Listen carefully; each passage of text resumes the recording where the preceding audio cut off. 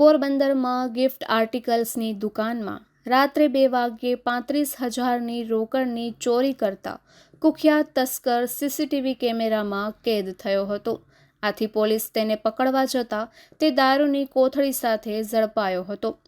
આ તસ્કર દુકાનોમાં ગ્રાહક તરીકે આવી અને ચોરી કરવાની ટેવવાળો હોવાનું પોલીસે જણાવ્યું હતું.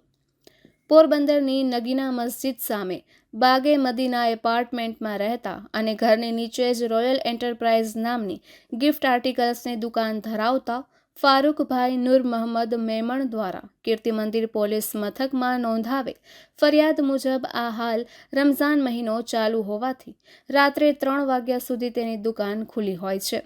તેથી રાત્રે 1:30 વાગ્યે તેઓ તથા પુત્ર ઇબ્રાહીમ દુકાનનું શટર આડું કરીને નાસ્તો કરવા માટે ગયા હતા.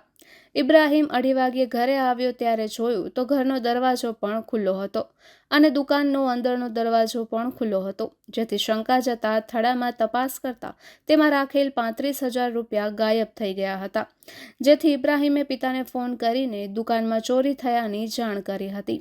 જેથી દુકાનમાં લગાડેલા સીસીટીવી કેમેરા ચેક કરતા રાત્રે 2:07 એક શખ્સ દુકાનમાં પ્રવેશ કરી ગણતરીના સમયમાં જ થડામાં રાખેલી 35,000ની રોકડ લઈને ચાલ્યો ગયો હતો.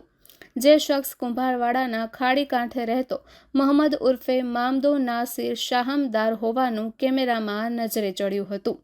આથી તેની સામે ચોરીની ફરિયાદ નોંધાવ્યા બાદ પોલીસે તેની શોધખોળ કરી હતી. તે દરમિયાન તેને કસ્તુરબા ગાંધી રોડ પર શાક માર્કેટ નજીકથી ઝડપી લેવામાં સફળતા મળી હતી. પોલીસે તેની તલાશી લેતા તેની પાસેથી દેશી દારૂની કોથળી પણ મળી આવી હતી. આથી તેની સામે વધુ એક ગુન્હો નોંધી ધરપકડ કરી છે.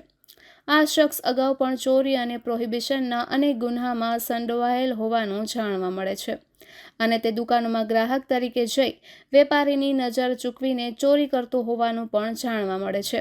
ત્યારે પોલીસે તેની વધુ પૂછપરછ હાથ ધરી છે. નિપુલ પોપટ, પોરબંદર ટાઈમ્સ.